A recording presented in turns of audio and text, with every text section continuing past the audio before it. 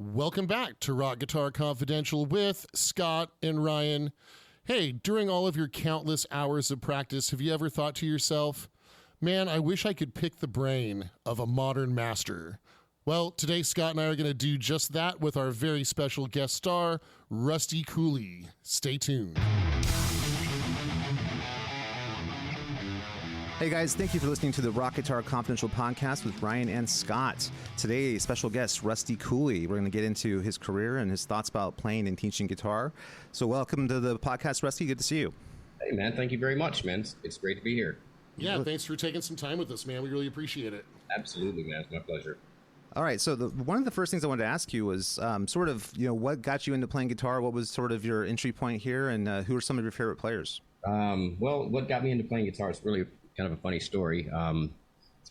I think it was in 8th grade, and me and a couple of my friends had been playing air guitar to some records. And one day I got this great idea. Hey, man, how about we get some real electric guitars? You know, He's like, no, that seems too much. That's dangerous. Yeah, right. And and it kind of started there. And my first guitar hero, I think, was Adrian Smith from Iron Maiden. It's a good place to start. Cool. Yeah, man. A friend of mine, about a year before I started playing guitar, had shown me the Number of the Beast album. And just looking at the album cover, it's just enough to get you hooked, man, right? Yeah. And I started playing. I was into Adrian Smith. I always wanted one of those Ibanez Destroyers that he played. And then I heard Randy Rhoads, and it was all over, man, you know? What time of your life were you, about 12 years old, 13? No, I was 15. Oh, wow, okay. Wow, Yeah. that's awesome. Yeah, Nice, I didn't start. I was kind of a late bloomer, so to speak, but I started when I was 15 and got into Maiden, and unfortunately, I didn't. I wasn't playing guitar or interested in that kind of stuff until after Randy Rhoads passed. Yeah, I can identify with that. Yeah. I always get people tell me the stories. Shit, Yeah. Oh, yeah. You have to hear people like, I saw Randy a day on the green with AC/DC, and that's like, oh, God damn it, man. Right. Can't believe it. A good friend of mine's sister was at I don't know if it was Diary of a Madman or Blizzard of Oz tour, and she was backstage, and she walked past the dressing room, and Randy was just sitting there practicing classical guitar, and she just walked on. It's like, oh man, hey, should have went in and said something. I don't know, whatever. What a moment! Oh my God! Right? Yeah. I mean, that's something you could take for the rest of your life. I saw Randy Rhoads doing that backstage. That's crazy. Killer. So, who is there a guitar player you modeled yourself after? Is it sort of was Randy with the guy, or? Well, I mean, initially in the beginning, it was Randy Rhoads or die. Yeah, I love it. Yep. You know what I mean? I was that into Rhoads. I read every interview I could find, every interview with Ozzy talking about Randy. I started teaching guitar because Randy taught guitar. Oh, okay. Wow. That's awesome. I mean? Very cool. Whatever he did, it's like I wanted to do, or at least try. And, maybe this is getting a little bit off task, but it's still relating to my influence with Randy. I remember something that stuck with me all these years. I remember reading an interview with Ozzy talking about Randy, how after some of the shows, they would go down to the hotel bar wherever they were staying, and Randy would just grab his pig nose amp and his Les Paul and start jamming with the lounge pianist. Right? That's so cool. And he said Randy always had this unique way of blending his sound and style around whatever the music was. Yeah. You know what I mean? As opposed to if you go to an open, like an open mic, and some kid jumps up and starts trying to sweep minor arpeggios and blues, right? Over R&B totally tune. doesn't work. Yeah. Which, you know what I mean? So Randy was able to do that. So I always, that always stuck with me as being super important as a guitar player to be able to blend and just flow with whatever the music is. You can't force who you are over something that's not. You know what I mean? Does it make any sense? Yep. It shows you the diversity of Randy's playing stuck with too. me big time. But yeah, Randy was the initial big guitar hero. I always was a fan of Eddie too, because I like the darker, heavy sound that Ozzy and Randy produced. Something that's come up on our podcast, So I was always a Randy guy growing up, also, and learning all the Randy stuff. All those solos are composed. Oh yeah. Right, whereas Eddie was more of an off-the-cuff player, so I think it's a little bit harder to capture what Eddie was doing with Randy, and it makes sense he was a teacher also. It's a lot easier to break down Randy stuff. Yeah, you can't, double, triple, and quadruple track shit if it's not composed. Yeah. That's right. You know what I mean? But you know what, though? The fact he's able to triple track something like any of the solos is amazing because there's a lot of technical stuff going on there. Absolutely, man. You know what's funny is I've come across a couple of guys through the years talking about Randy. They said, well, Randy was a great guitar player, but he wasn't really that technical. I'm thinking, Oh my What? going, what do you mean he wasn't that technical? Like it's so weird funny to hear that. I mean, he was very precise, and maybe he's not the fastest guitar player in the world, but that's not what it's about. You know what I mean? Yeah. Well, I mean, I always thought he was very. I still think he's very technical. It's not like the stuff he's playing. Absolutely. It's not playing blues licks. Maybe he does do some of that too. But I mean, he's like, arpeggios in metal. Yeah, and speaking of blues licks, that's one of the things that's super important to me as a guitar player. It's if you're composing a solo or improvising a solo, you can't just play diatonic scales. Mm-hmm. Every solo that I've ever done has a combination of some pentatonic or blues scale or something in there somewhere. Yeah. Yep. At some point. Arpeggios. You just have to. You know what I mean? It's just if not, it's just this too many notes close together. The guy I've always used as the gold standard for that is Eric Johnson. I look at Eric Johnson as a guy who blends everything beautifully. He's never ever doing just one thing. It's always a combination of things. And whether you think his compositions are great or not, his playing, the way he blends his tools is incredible. You know what I mean? And I'm a Texas guy. I love Eric Johnson, dude. Oh so man, cool. Yeah, for sure. So cool. Yeah, I remember hearing about Eric the first time I think I was like right out of high school or something like that. And this guitar shop that I used to teach at, one of the guys that worked there was a big Eric Johnson fan, and he turned me on to the Tones album. I think the first thing I ever saw from Eric was the Austin City Limits, the Cliffs of Dover clip. I saw that and I was like, holy crap, this guy's ripping. And his tone was incredible. I mean, I thought this might be the best guitar player I've ever seen. This guy's insane. You know what I mean? I think Prince said the same thing. Yeah, I bet he did. Yeah. It's hard not to when you see him, especially then, like when he was young and hungry, like no one knew who he was. He's just this dude just playing this incredible stuff, and the tone. I mean, they called him the Tone Ranger. That was his nickname. And I'm not sure how the story actually goes, but I know that Prince actually saw Eric Johnson on Austin City Limits and helped him launch get his record deal or something like that. Oh, that's awesome. So cool, man. He's such a smooth and fluid player too. Oh yeah. Love it. Nice guy. I used to have a show called Guitar Asylum TV, and I actually got to interview Eric Johnson on it. Oh, awesome. And I asked him about the battery thing. I was going to say, you know what I mean? Yeah. And he's like, oh man, that's something that just got way blown out of proportion. I was at sound check one day and said something, and it turned into this big long. It's legendary. Everyone says, it's like Eric Johnson. Every time someone has some kind of weird, minute thing that can't possibly be true, they always point back to the Eric Johnson battery. You can hear the difference between the copper top battery. I think those are Energizers. I told you only Duracell. It's on the rider. Damn it. That's right. I'm not going to do that. So let's get into like some of who are some of your favorite current players? Some of my favorite guitar players. The current guys. The guys. Current guys. I don't know, man. Let me see. Favorite current players. I don't listen to a lot of current players. Oh, okay. I don't know. Well, I know that as a teacher, the one I keep getting the most is Tim Henson. That's the guy that everybody keeps asking for. There's, obviously. But you did say favorite current player.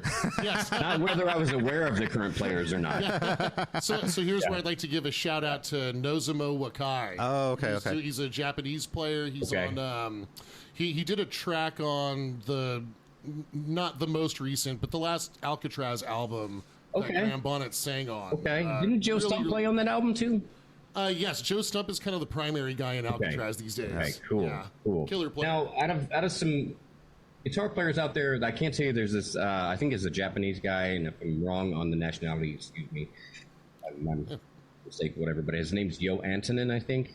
Something. I don't know if you guys ever heard of him. I haven't, no. Yeah. Pretty shredding dude. Gonna have to check that out, man. So Very cool. I don't think he's I think he's played with some touring bands and stuff like that, but I'm not sure if he's got his own albums out. I don't know. Oh, okay. But I see him on YouTube and stuff, and it's like pretty There's so many great players on YouTube, man. If you look around, there's wow, I guess that the world is filled with awesome guitar players. You kind of it's just you got to be careful what you're watching. You know what I mean? That's true. Yeah, no doubt. And this is kind of a good segue into Rusty. Part of the reason Scott and I started this podcast is we teach guitar lessons full time. Cool. Yep. And you're a legendary educator. Thank you. So dude, of course, man.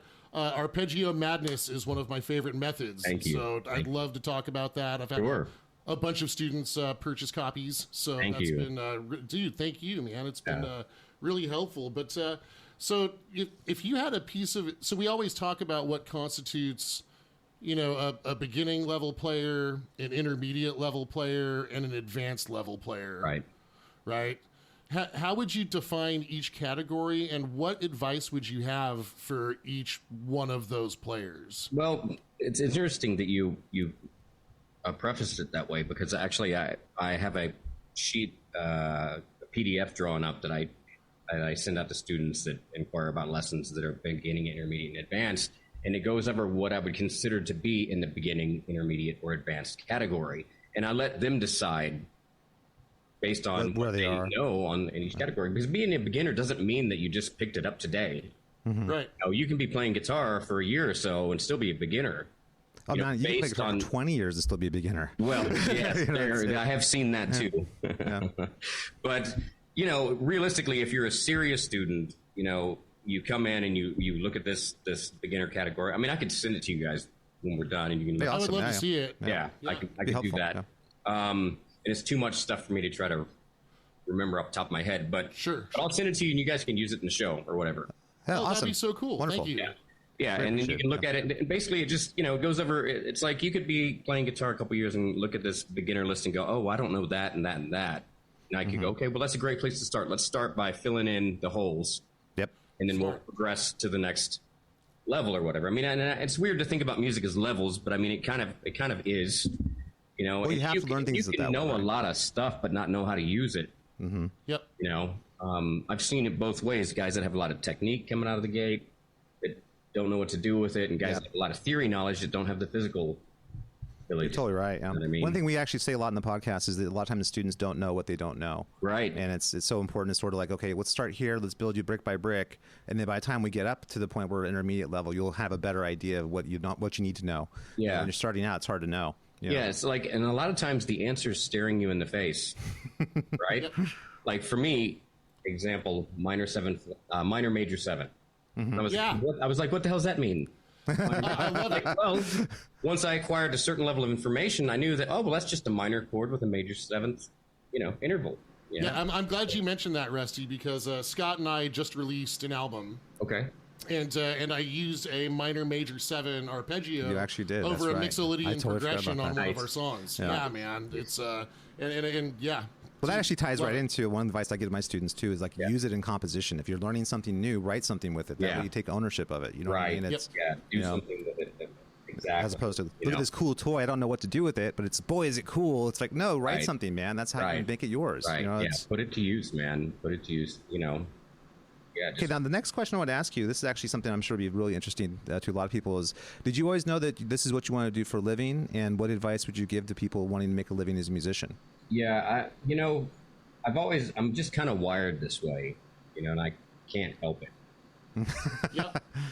You know, it's in my entire life, you know, when I was born, I was born into a motocross racing family, and as soon as I was big enough, they had me on a dirt bike. I was racing dirt bikes.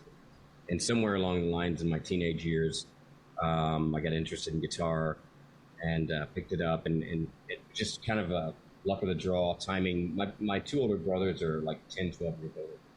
So by the time I was becoming a teenager and racing still, my dad was getting tired of it. Yeah, Been doing it dealing with for a that. long time, right? Yeah. So it got to the point where I was like, you know what? Well, if you're not into it anymore, I'm not either, and I'm going to sell my dirt bike and all my gear, and I'm going to buy a new guitar. Nice. Yeah, all right. And that's kind of where I went from there. But you know, it's so I've always known. There's never been a question in my mind what I was going to do. It was either going to be a motocross racer or then a guitar player. You know, and I've never thought twice about it. It was like somebody just flipped the switch and it's like, okay, we're doing guitar now. You know, and That's kind of a funny synchronicity. My girlfriend of 15 years works as Western Regional Sales Support for Dunlop motorcycle tires. okay, cool. Yeah, so Nice. lots There's a of connection in there. motocross. Yeah. Oh yeah, man. Yeah, and it's like I had an eye-opening moment. It was I was teaching at a place called the Texas Music Emporium, and it was probably in the mid '90s, probably around the time I got my first 7-string guitar, which was '96. And in this place, it had little bitty cramped lesson rooms. I mean, it was like me and the student, you know. And I came out of the lesson room one day, and the owner of the store called me over. He's like, "Hey, man, you know, I guess he must have heard me getting on a student or something." And, he calls me over and goes, "Rusty, you know, everybody's not like you." Yeah. What do you mean? And it was in that moment that I went, what? You know, Oh my God, Rusty, I never even thought that what I was doing was different than anybody else. I can just so thought that was relate the way to that that. everybody did it. You know, That's funny. When I first started teaching, I had just graduated from GIT. And, Nice. you know, it's a very, very super hardcore environment there. Everybody's super serious about it. So I came out, I started teaching, and I was like, okay, I know you want to play this Green Day song, but we're going to learn how to play, 3-octave arpeggios, and we're going to start learning minor, major 7 chords and modal progressions and stuff. And they're like, well, no, I just want to play Green Day. I'm like, no, you don't. You want to be the greatest guitar player ever. What are you talking about? You know, they weren't having it, kid, right?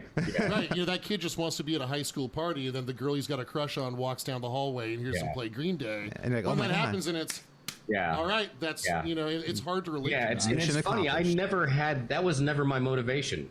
No. Yeah. You know what I mean? So I don't think that way. You know, Totally. It was never about the party or the whatever. You know, being a rock star. It's always just about just the art. It's the craft, right? It's the craft of playing the great. music, You know what I mean? man. Absolutely, dude. And it's so hard to like get that across to someone who doesn't have it, because it means nothing to them. Like being able to be a complete player and having flawless technique to someone who just wants to play Green Day, that means nothing. Yeah. Well, I think more broadly, there's a trend towards playing covers. Yeah. Like when I picked up a guitar, I wanted to make my own music. I never picked it up so I could play someone else's songs. Yeah. I mean, you're saying what I would say. Okay. Well, we're all teachers for you. So it's, I mean, look, when I first started playing guitar, like everybody else, I tried to figure out stuff by other people and stuff like that. And my ear was awful. You know, because I'm self-educated. I didn't have any direction. I didn't even know what to listen to. For.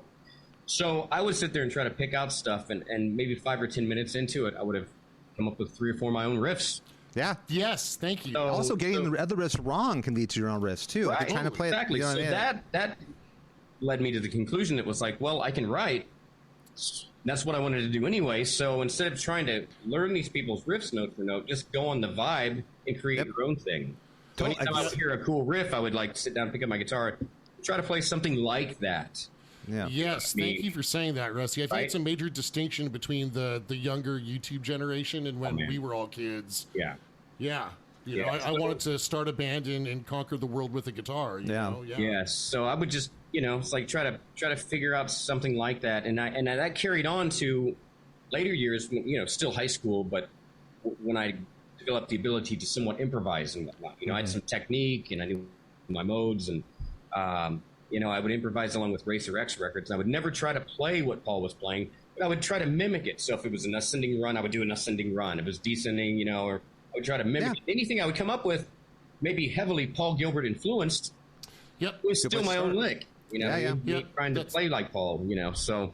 Well, that leads you to finding yourself, your own style, too. You're not absolutely. Just doing and in that, it still leads to originality. And that later in years, as years progressed, I would tell my friend or whoever was hanging out, I was like, hey, man, check out this new like Yngwie kind of riff. They go, well, that doesn't sound like Yngwie at all.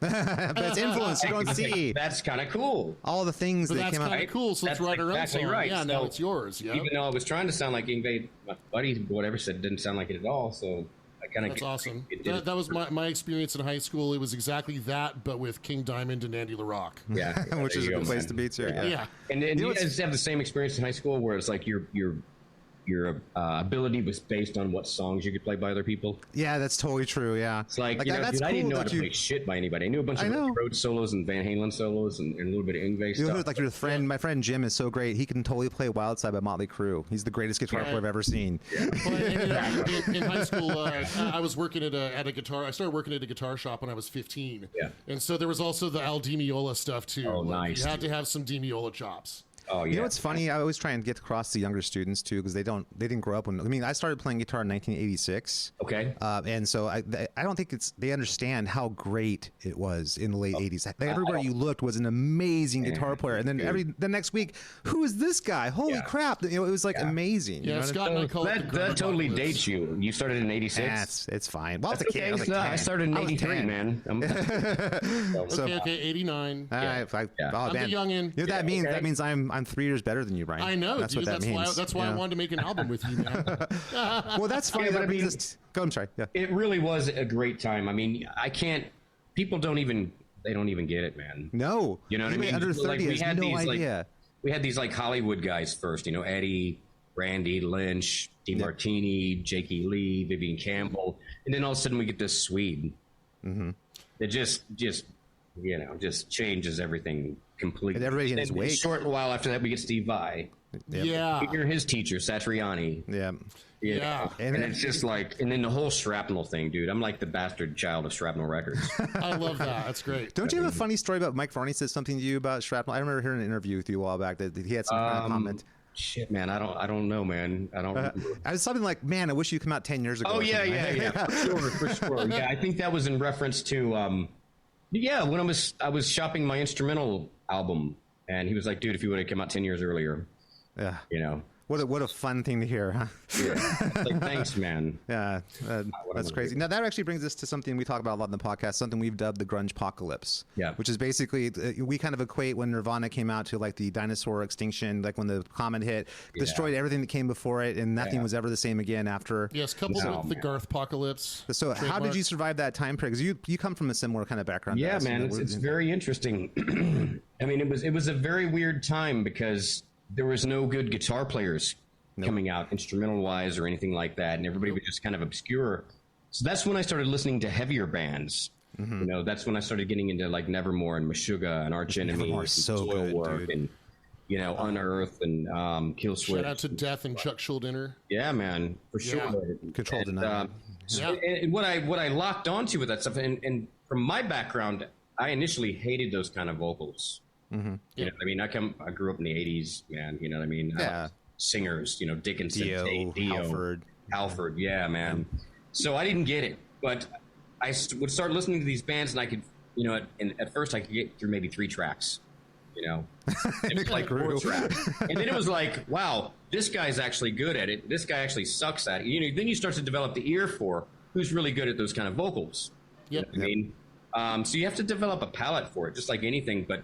Yeah, I locked on to all the riffs. They maybe weren't doing what I wanted to hear solo-wise, but from a writing standpoint, they were writing killer riffs, killer drums, by all means. You know what I mean? And bass, that was a big hook. So that got me into heavier stuff, and that's kind of what got me through it. The other band that got me, there's 2 other bands that kind of got me through it. One was Symphony X, because they were still pumping stuff out, dude. So good. They were still, loud and proud, and Dream Theater as well. They were still doing some cool stuff.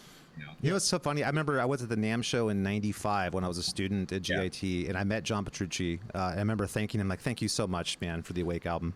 Yeah. Every student at GIT is like listening to Dream Theater nonstop right now, and that's like the only thing we have. Thank you. Yeah, right. Yeah, man. Yeah, it was a rough time. I think it's weird because when you talk to a student now, if you talk to someone who's 15 right now or 13 right now, they have no conception that rock and roll was ever like a popular style. Yeah, that's weird. It's like this weird. Like my dad listens to that. I think my grandpa listens to that. Yeah, you know what I mean. And it's like that's so weird. It's so counterintuitive, right? Because man, my parents hated it, and that's part of what was great. I was trying to explain to a student the other day, like, do you have no idea? Like, Whitesnake is like what Beyonce is now. Like Whitesnake back then was that big. It was like every Entertainment Tonight would lead the show with Whitesnake. Like, you couldn't buy a Judas Priest shirt at Cole.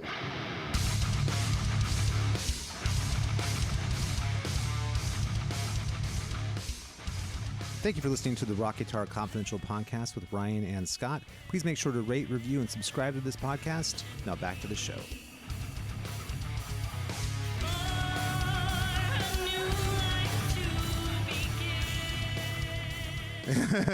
Yeah. Right. And it's funny too, even the pop music then had good guitar solos. You're exactly right. Everything during that era had guitar solos. Yep. And all of a sudden here that guitar solos was no longer a cool thing. It was like, that's sacrilege.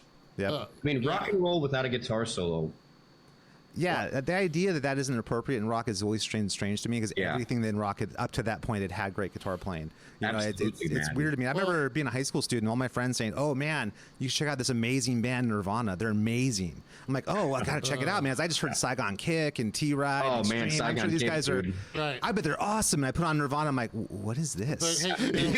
Did you just say T-Ride? Yeah, T-Ride. Yeah. Oh, dude, I love T-Ride. T-Ride's the shit, man. That album is insane, dude. I wonder why Jeff Tyson didn't. Another Joe Satriani student. That's how I found him. I remember I saw an issue in Guitar Player Mag. I think it was Guitar for the Practicing Musician, and they were interviewing Jeff Tyson. I was like, "What? Check this out!" And it's fucking awesome. Yeah, It is I used to great see stuff. his name in Guitar World magazine a lot too, because he used to actually work for Guitar World. I think. Oh, I didn't know that. That's He cool. would be in the editor credits. Or That's something an album that there. got lost to time, and I feel. So I'm telling terrible you, about it's just that, man. it hit at the wrong time because they were onto something big. Yep. And it just There's a bunch of bands in that time period. If you look at like Faith No More, Living Color, Extreme, Yeah. Saigon Kick, T. Wright. I was Saigon hoping Kick, dude. that's where it was going to Saigon go. Kick was badass. Blue Murder. Blue Blue Murder. Murder. Oh yeah. I was hoping that's where rock was going to go, but then Yeah. it turned out it went completely the other direction. Yeah. And I just heartbroken, man. It's so. You know, look, if you're a record company executive who doesn't care about music and only cares about money, Yeah. you've got a much bigger pool of Cobains out there than Yeah. you do John Sykes's. Yeah. Yeah, So, absolutely. Yeah. You know, It's that's easy to sad, find. but Yeah, there's only one John Sykes, dude. that's the truth. You know what I mean? That dude's vibrato is insane. You took the words right out of my mouth, man. Like him and Gary Moore, dude. When I try Yeah. to explain vibrato to students, like those are the two guys you need to know. Well, apparently Yeah. he's sitting on an album that's done. Yeah. Yeah, Well, I mean, I hear that's Put it out, man. He's always sitting on an album that's done, is what I hear. I mean, I don't understand. Like, he's just, if nothing else, I'm sure somebody's going to throw you a few bones to put it out. I'm sure, Yeah. like, Frontiers would be right there with somebody's going I'm to have sure, some cash for you. man. I'm sure, Just man. Put it out, you know. But and I don't want. Let's not leave the vibrato thing for a minute. Yeah, talk to us about vibrato. Vibrato, man. So you said it was. Which one of you guys said Gary? I said Gary Moore and John Sykes. Okay, right. So for me, it's like if you can play the Benz and Black Star, Yeah, right, then you got Yep. it. You know what I mean? Yep, absolutely. Two of my favorite guys for vibrato, ironically enough, completely different: Stevie Ray Vaughan and Yngwie. Yeah. Yeah, You're not dude. wrong. They You're not wrong Their at all. vibrato is almost identical to a certain Yeah, yeah. extent. You know what I mean? Very wide, fluid, single coil oriented. I love that stuff, man. Yeah, absolutely. And vibrato it's kind of like a guitar player's DNA, right? Because all of us are vibrato's very personal. I Yeah, think. totally. Yeah. So like Rusty, do you have any tips for teaching vibrato? Man, vibrato has got to be the hardest thing. Bending and vibrato has got to be the two hardest things to teach ever. Because it's like there's no way to show, even in a diagram, how to do it. Yeah. It's like Right. you tell people, it's like, Position. okay, well, for me, this is how I bend. I don't bend with the joints in my fingers, right? I bend I lock my fingers in place and I push my wrist. I turn my wrist to the side. You kind of lock the neck in here in the pocket, right? Yep. You turn your wrist. You start with your hand down here. I know nobody can see this, but you guys. But Yeah. then you turn your wrist, and when you turn your wrist and your fingers are locked, the strings up, right? Guitar players know Or exactly you're what bending Rusty's toward saying. the floor. I use my thumb too to help pull the string up. If I put my thumb over the top of the neck and you close that grip, well, that string's going up. Yep. Yep. Right? But there's it's so hard to get students to not move the joints in their fingers. Yep, you're right. Right. You know, the like- artist I use to teach that with is Slash. I teach a lot of Okay. Guns N' Roses solos, and because you have to bend a ton for that, and it's like Yeah. there's no avoiding it. You got to learn this, man. Right. We're gonna do this Yeah. solo. Got to get Yep. it down. The vibrato with the whammy bar is something I think that is lost a little bit too. I use that all the time. I kind of an Alex Lifeson sort of influence a little bit. Yeah, man. And then I use the vibrato bar for whammy bar for vibrato. Also, like Mingvei Holdsworth style. A little bit of Becker in there as well, man. You know what I mean? You know, it's funny you mentioned Yngwie. Ryan and I just went and saw Yngwie about a week ago. Okay. He was playing here in Sacramento. We're based out of Sacramento. Yes. So, Okay, cool. and what struck me wasn't so much, his playing's always great, but man, his tone. Yeah. It's his vibrato and his tone, and it's not his amps. It's just, it's Yeah. in his hands. You Yeah. can feel it. Yep. It's something that it's impossible to get that across. When you talk to the other large component of students that we have are people who are adults, who are professionals. Yeah. Doctors, lawyers, Right. got tons of gear and stuff. Yep. They're always questing for tone. I want this new pedal, or I want this new amp, Yeah. or this amp's the one that's going to get me the tone. And I always tell them it's not in your amp, Tones in it's here, not in your tones in pedal. here. It's Yeah. in your intent and how you play. And Yeah, it's That was a funny, man. clinic. You could take I got a Splon Nitro here. I got a Bogner Ubershaw. I got a Rev generator. What is it? Nice. And then I've got a PD6505 Plus. I got a Kemper right here, and an Axe in the closet. You could plug all these things in. They're all high-end gear. Yep. And I'm going to dial in the same tone or close to it, right? Because I have this sound in my head that I want to get out, and the deal is just some amps get me closer there than others. Yep. You And know? sometimes an amp, I feel like you have to play it like a guitar in the sense, like this amp can give me this, but it can't give me that. Right. So it means I got to adjust my Very playing to true. get That's this like kind of if I sound. pick up a Telecaster, I play completely different. Yep. Yep. I mean, You plug into a Fender Twin with a, even if you have a high-tech guitar, you're still going to be playing differently. The Twin's not going to give you what you hope it does. You know absolutely. what I mean? It's a different thing. It's fun sometimes. Do you find that fun? Like when you plug in something you wouldn't normally use, there's like a sponginess to like a Fender clean that is kind of cool. It's like everything else. I'm a PV guy myself. I use a lot of 65 with 5s, 65 34s and stuff. Right. And they have a really full-on big mid punchy sound. But when you plug in like a Twin, it's got this spongy, springy thing happening, which is interesting. Yeah, man. I love the Fender cleans, dude. Absolutely. For sure. So, Very good. So, go ahead, Jeff. I was just going to ask, well, since we're on the topic of like, what is your take on the emergence of like where amp modeling is now?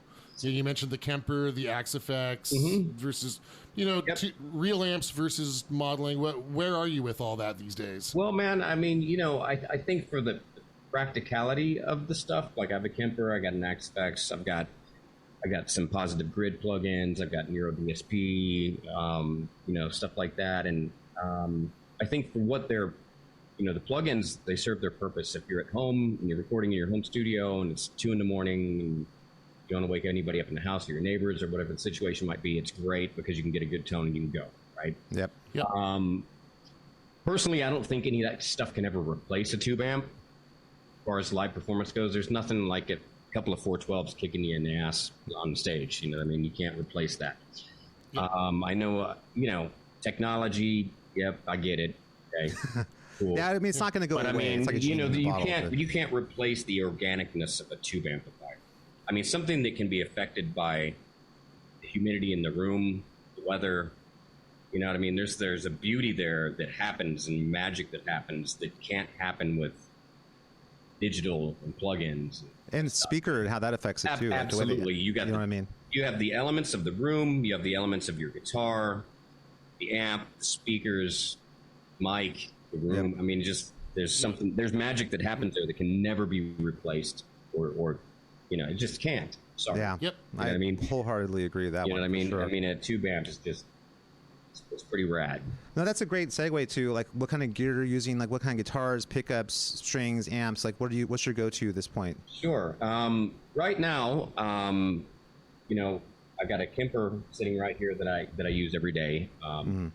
It's practical. It sounds great. I can dial in a bunch of stuff. I can just reach up here on my monitor and click this or that or whatever and change all my tones. And it's great for teaching and not burning up a bunch of tubes and making it hotter in this room. Sure. Yeah, no joke. But I do have most of my rig set up here. I don't know if you guys can see that or not.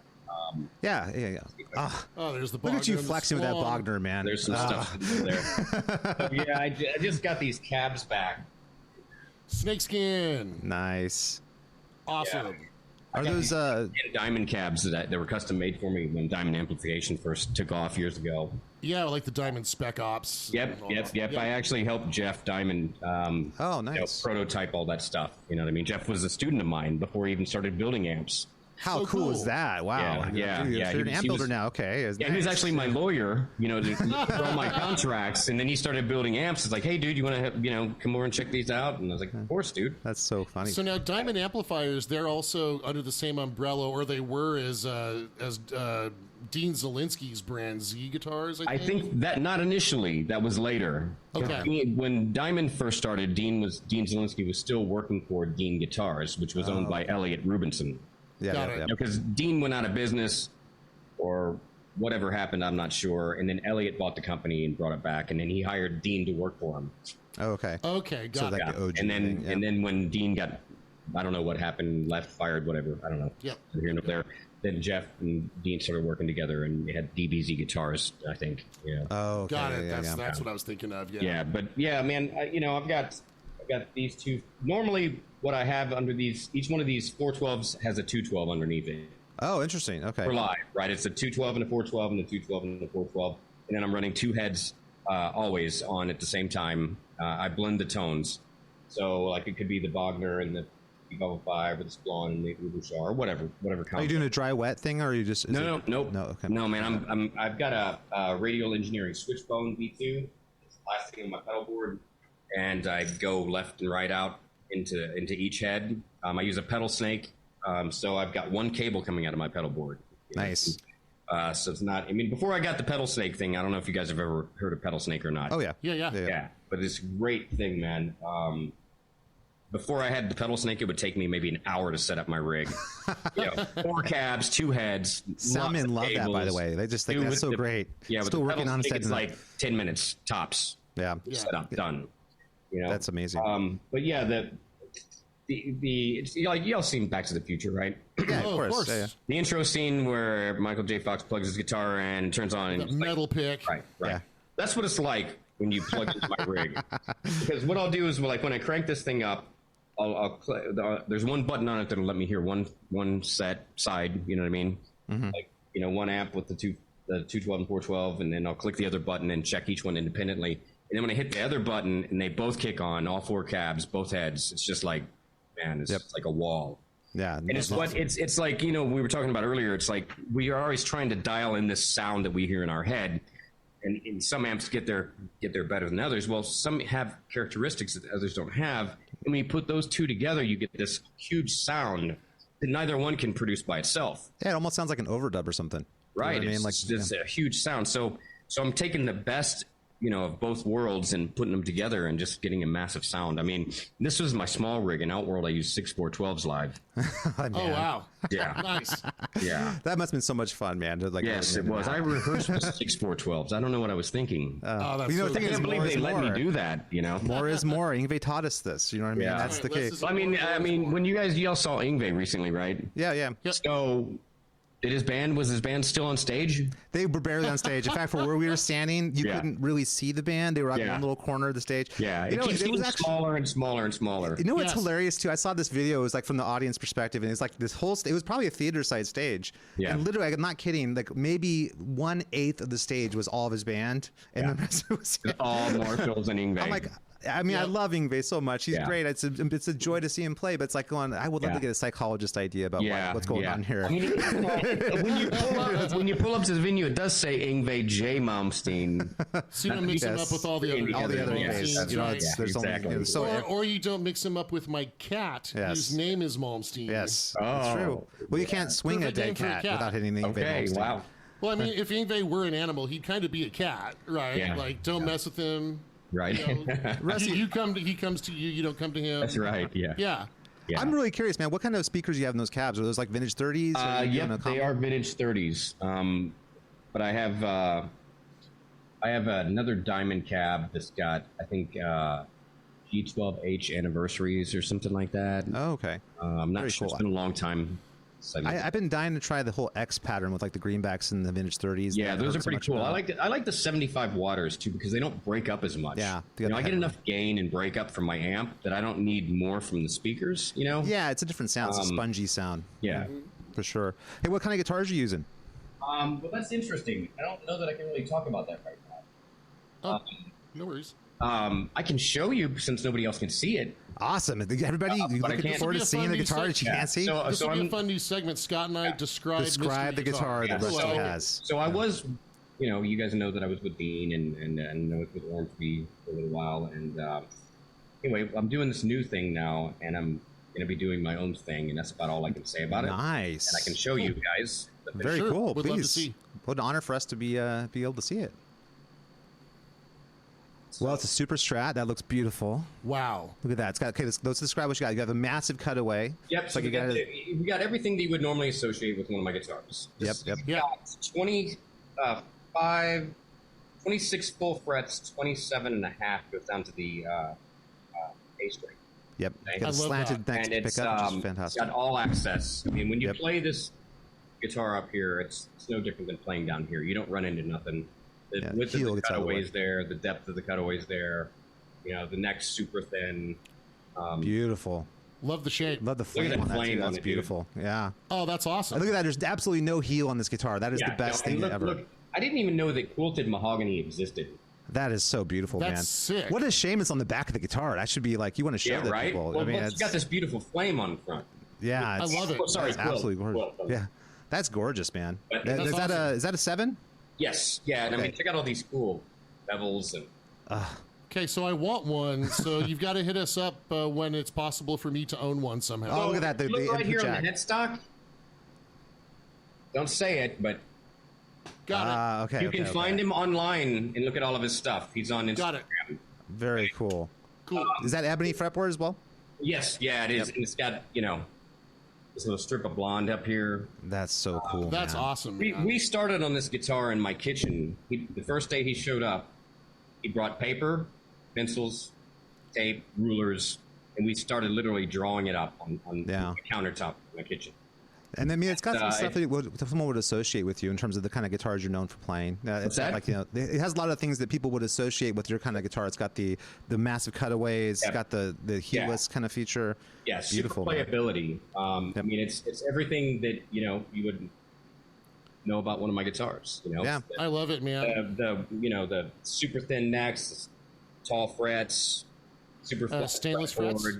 Yeah, man, stainless steel. The neck is sunk deeper into the body so that the top of the tremolo is flush with the body. Yep. Picking, you know what I mean? Your hand doesn't drop off when you get down there. You're not up and over like a classic of Floyd or something. Yeah, and then it's got this cool recessed, That is such a good feature. That is so cool. You know what I mean? So good.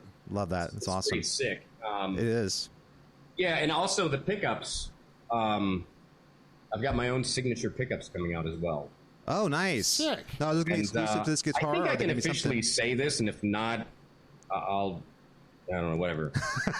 Anyway, these are my signature set of pickups. It's a company called Carondelet Pickups. Oh, okay. Yeah. And they're a company out of Louisiana, and he hand winds every pickup. That's cool. Are they active or passive? We got some serious mojo going on in these pickups. It's not ever been done in a 7-string pickup before. I don't know if you guys ever experienced when you would get a 7-string guitar and you buy like a whatever brand, their 7-string version of their other pickup is really popular 6-string, and it doesn't sound anything like their 6-string pickup. Like the Evo 7 or something like that. We figured out how to conquer that. Yeah. Well, I mean, that's an important thing too, because the low strings on the 7. Jeff Richard from Carondelet Pickups figured it out, man. And I'm not going to say too much more at this point. Okay. We haven't released a date or anything for the pickups. The pickups are coming out very soon.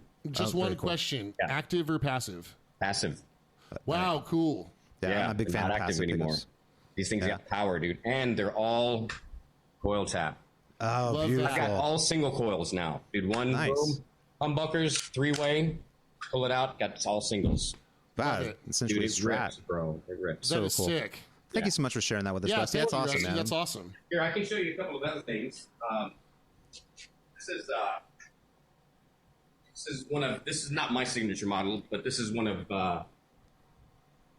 Wow. the guitars that's made by my guy. Okay. Yep. That's an 8.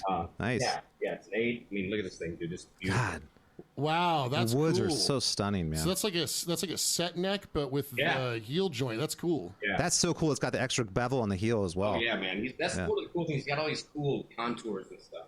So cool. Here's one of the 6s. Check this thing out. That's gorgeous too. Well, okay, so it's got the extended. It's almost got an extended top horn. It's got the beautiful flame maple. Obviously it's just stunning. Yeah, I totally would like. The woods to on these own guitars one. are incredible. Yeah. Yeah, dude. The cool thing is he hand makes every one of these. There's no CNC machine. It's all by hand. Everyone's hand built. That's cool, man. Yeah, that's like 5 or 6A grade flame if there is such a thing. Oh, That's man. really nice. Yeah. What else do I got? Oh, here's a couple. Someone who does the neck work like that's pretty amazing by Here's hand. one of the too. types of mine. That's gorgeous. That's like just Sick. that's just exactly what it's the same guitar but without the bells and whistles. Yeah, It's there's got- a few minor things different. Like this one's a little bit longer, so we shortened the headstock and to make sure it's balanced right. Yeah. It still has the extended range and stuff. So cool. Here's the very first. As you can see, this one's a lot different set body size wise. Yeah, it's yeah. So we started. This was the first one, and then it moved into that one that we just looked at. I know nobody can see any of this shit, so it's kind of weird. Yeah, you know what's it's all awesome? top Basically, secret, this is the same guitar that Rusty showed us before, but it's got like doesn't have the flame top. It actually, I think it looks pretty sick, man. It's got just like the raw natural. wood. It's a just lot badass. It's like the Nuno N4 of the prototype It's a lot guitar. bigger. I'm not a big dude, so I don't like guitars that take up my whole torso. Yeah, not an ES335 guy. Yeah, right. Yeah. So my first signature model with Dean, when I went down and had that built, I took my Jackson that I had built at the custom shop when I was with Jackson Guitars because it was a dinky body. Yeah. Yeah. Fit me better. So that's what all my signature models body size are based off of. I think it's so Nice. cool that there's a through line with all of your guitars. They have a lot of similar features, design characteristics. That's really cool. Yep. Very cool. Very cool, man. Well, hey, we're super first here, excited, man. What's that? You guys are the first to see all this. Ah, I'm so Dude, what an thank you honor very for much. us. We Holy really God. appreciate it. Appreciate that, Rusty. Now, this might seem kind of like less, important, but what kind of strings do you use? I use SIT strings, man. I've got Me a too, signature- man. Yeah, I've got Nice. a signature 7-string set with SIT. Nice. SITs are So, great. Love yeah, those man, I strings. love them. And Absolutely. they do stay in tune. That they definitely do. Yeah. So let's keep on going on. Let's talk about. Okay, for somebody who hasn't listened to Rusty Cooley's output in terms of your music, let's get a handful of tracks that we can direct people towards that they could check out. That would be summing up kind of what you think would be a good, entry point for Rusty Cooley, the musician. Well, that's very interesting. I've done a lot of stuff, and I think if you want to really get the full gist of what I'm about and what I can do, you have to listen to some stuff that I've guest worked on as well. Interesting. You can obviously, if you want to hear from the instrumental standpoint, I don't know, how do you pick one? You know what I mean? The Butcher off my instrumental album is is probably the hardest thing I've ever written, period. Mm-hmm. I mean, it's just like everything you can think of technique-wise is there. 4-note, 8-note per string skipping, sweep picking, pentatonics, modes, everything. Sure. The easiest part of the Butcher is the solo. The Butcher, all right. Okay, the Butcher off the album, instrumental. the easiest part of the song, the Butcher, is the solo. That is so funny. How often is that the case? So That's it's crazy. the Butcher, Dark Matter, Under the Influence, obviously. Yep. War of the Angels, maybe. From a band perspective, I would say, like from Outworld, I would say, I Thanatos is one of my favorite songs from the Outworld days. Thanatos, Gray Tide. Anything from that album or the instrumental album really is a good place to start. I would describe, for people who haven't heard Outworld, it's kind of in the power metal sort of genre, I would say. It's Would you power agree with metal. that? It's very progressive, long songs, so you got to be able to digest that. A lot of people's attention span isn't there. Yeah, it's like if Nevermore and Dream okay. Theater had a baby. It's kind of what it reminds me of a little bit. What's that? It sounds like almost like if Nevermore and Dream Theater had a baby. Yeah, That's there kind of you what go, it reminds man. me of. I'll take that. Yeah. Yeah, dude, killer vocals on that stuff too, man. Yeah, man. And I don't know if you guys know this, but there's two different singers in Outworld. The album was Kelly Carpenter, and the EP that came out after that was Carlos Zimmer. Yeah. And both great singers. So there's cool stuff you can hear there. And then, of course, there's some Day of Reckoning stuff. Instrumental, Outworld, Day of Reckoning. That kind of sums up kind of what you would expect from me. But on the side that you wouldn't expect from me, then you should check out Carl Sanders' newest solo album. Yeah, and Carl Sanders from Nile, right? Yeah, his newest solo album. I played 2 guest solos on that, and it's nylon string. Really? Nylon string? Wow. Yeah, I did 2 nylon string solos on Carl's newest album, and let's see here. We're gonna check that out as soon as this interview is over. We're gonna be checking that out. Yeah, man. Yeah, I'll tell you the song titles here in 1 second, man. Let me just pull this up here. Let's see. Rusty on Nylon String. I've never heard that. Oh, That yeah, dude. sounds Awesome. badass. Yeah. And then I'll give you another one that's you won't even know it. You won't. If I wouldn't have told you I'm on this album, you wouldn't know that it was me playing. Okay. Yeah. Cool. Okay, let's see. Where is? I'm gonna guess it's the latest Kesha album, right? Is that the one? No. Well, I've done some stuff. Ironically enough, some session stuff like that you wouldn't. I'm sure. I didn't even play solos on it. It was just like session straight up. Yeah, dude, we're musicians. You make a living with, right? Yeah. Whatever you wanna do. It's good to get that work because Lil Wayne's coming up. That's true. Yeah, man. Yeah, man. Who's that other guy that just got a endorsement? I don't even want to say his name. Give him power, man. Rusty, have you seen the John Batiste thing with Lil Wayne playing the Eddie Van Halen guitar? Have you seen this? No, I haven't seen Oh that. my God! It'll make you lose all your faith in humanity, but you should check it out. We're just letting you know that the apocalypse is nigh, so we might want to all settle our affairs. He's playing an Eddie Van Halen like replica of it, and he's for some reason holding it with one hand and playing it with his thumb. It's like Scott, you use the term playing loosely, man. that's true. Right, That's true. use that. Be careful. Well, I'm going to try and put a positive. Those are bold words these days. Right? Very I'm gonna put a bold positive word. spin on this. If there's some 12-year-old kid who listens to rap and all they ever listen to is Lil Wayne, hey, they saw Lil Wayne playing an electric guitar solo, sort of, Yeah. with a Van Halen guitar. That's the positive we can take away from that. Unless the kid then plays the guitar like Lil Wayne, in That's which case maybe it would have been better to not have picked up the guitar. You know, that's a high bar, man. How's he ever going to reach the heights of the Lil Wayne solo? Okay. Yeah. So I've got so much stuff in here. I'm trying to look through to find this name of this stuff for you, but I'm not doing very well, and I'm going to take a bunch of time looking for it. But Carl Sanders' newest solo album, I play on 2 tracks on that album, and you wouldn't expect it. I think it's nylon string stuff. When I listen back to it, I sometimes even question it's me. Yeah, it's like, I don't remember doing that. I feel like I'm listening to somebody else. That's so funny. Well, like you were saying at the beginning of the interview, you got to play for the song. Right, absolutely. Right. And this is a great example of that, I think. And then I'm also on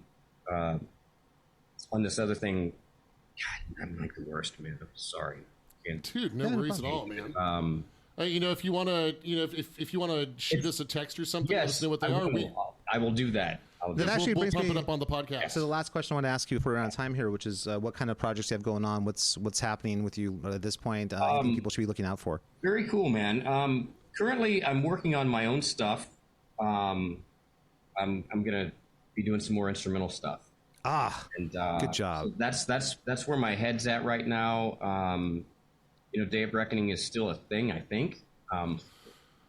We didn't do well over COVID, as most people didn't, Sure. But I think that there's probably some stuff there maybe in the future still, but I'm not sure. But my main focus right now is me.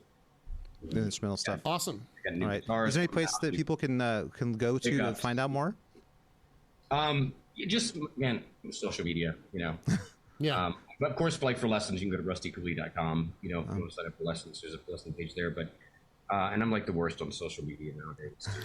I'm just it's like, man, after all these years, it's just like. So what do you do? Instagram? You do the whole thing? Yeah, Twitter, Instagram, YouTube, and Instagram. I'm on TikTok too. Yeah, me too. All the I didn't know that necessary till later, evils. but Yeah, I really wish I could just spend all my time playing guitar and teaching. You know what's funny is but- anybody who's under 20 listening to this right now is like, what do you mean TikTok's the greatest thing that's ever happened? What are you old bastards complaining about? This is the best. Like to get on, it's like, oh man, it's like pulling teeth, dude. I know that feeling, man. I You know what almost mean? feel it's like if social media was fun when it wasn't required. yeah. Agree. Well put, man. You know what I mean? Even then, It's the when it fun's was- in quotation marks. When it was new, it was like fun. You could post stuff and it was all cool. But now it's like, oh, you got to do this and this. Post so many times a day. But like, no, man, I'm not into that. Yeah. Yeah. It's just like I didn't get into guitar playing to play someone else's songs or post stuff on the internet, man. Yeah. I want to make music, right? Yes. Or become an influencer and trying to ingratiate yourself with these people. And I don't have the time either to sit there and answer back comments like all day long. Oh, really? Okay, let's have this long conversation. It's like it was, and dude, when I first got started back when it was before social media, it was like just answering everybody's email. yeah. Everybody, so now it's like Facebook, Instagram, Twitter. Well, that's why people have teams doing TikTok, that now. YouTube. It's like, am I supposed to spend all day answering everybody's posts? Yeah, because you never do any music.